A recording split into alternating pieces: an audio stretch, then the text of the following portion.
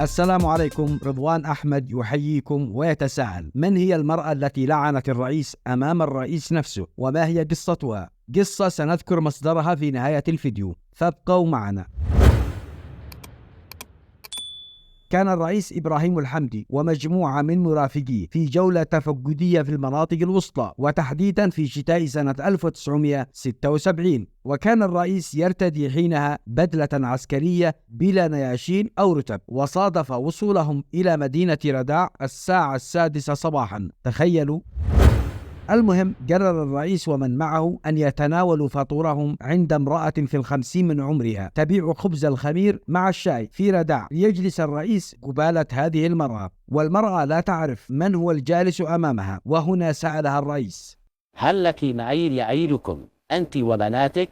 ردت عليه: نعم، لي زوج معوق في حرب المناطق الوسطى، ونحن نسكن في بيت من اللبن في قرية المصرة، وأنا الوحيدة مع بناتي الثنتين. نعمل في هذه المهنة من 5 سنوات. طبعا لمن لا يعرف، حرب المناطق الوسطى لم تبدأ في سنة 78، بل بدأت أول إرهاصاتها في نهاية الستينات وحتى النصف الأول من السبعينات، ثم هدأت أثناء فترة الرئيس الحمدي. المهم، رد الرئيس على تلك المرأة وقال: وهل شكوت حالك للرئيس؟ وهنا ردت عليه بعصبية: الرئيس، الله يلعن أبو الرئيس.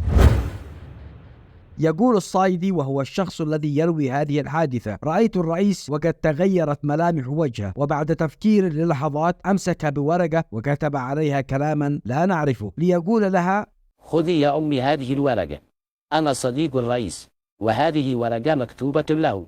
اذهبي إلى صنعاء، وإن شاء الله الرئيس ما يقصر معك. ويواصل الصايدي بحديثه ويقول: بعد يومين من اللقاء بهذه المرأة، جاءنا صباحا الملازم أول محمد الضبري يخبرنا بأن هناك امرأة سلمتهم ورقة مكتوبة بخط الرئيس، كتب عليها على كل من تقع هذه الورقة بيده توصيل صاحبها لمقر تواجدي فورا. يقول الصايدي: قمنا بإخبار الرئيس بالأمر، فأمر بإحضار المرأة إليه، وبعد دخولها لمكتبه حيته بأجمل تحية، وطلب من المراسل إحضار صحنين كباب من مطعم الشيعاني المجاور للقيادة، وكان سعر النفر الواحد حينها نصف ريال، أي أنه سلم المراسل ريال واحد، ورحم الله أيام ذلك الزمان.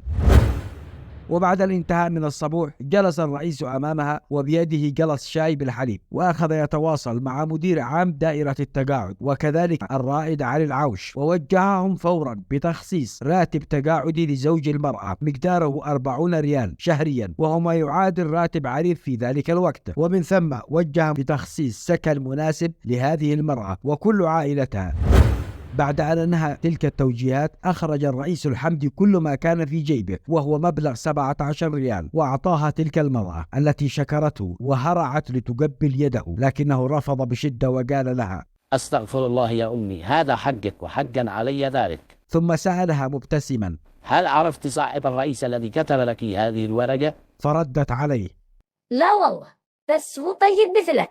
هنا رد عليها بابتسامة: يا أمي، أنا صديق الرئيس. حينها تغير وجه المرأة خجلا وقالت: أنت الرئيس وأنا لعنتك وشبيت لك. ليطمئنها قائلا: لا عليك يا أمي، أنا أستاهل أكثر من ذلك، والسموحة منك أنت. هكذا هي حكاية رجل أحب الفقراء وأحبه كل من عاصروه، وكل يمني في الداخل والخارج رحمة الله تغشاه. ختاما، نريد أن ننوه إلى أن هذه القصة نشرتها العديد من المواقع، مع أن مصدرها للأمانة مجهول، ولا نعلم من هو هذا الصايدي الذي نقلت عنه هذه القصة، لكن الموقف إجمالا ليس بغريب على إنسانية الرئيس الحمدي المعروفة عنه والمشهود له من أغلب ممن عاصروه وعاصروا عهده. إلى اللقاء.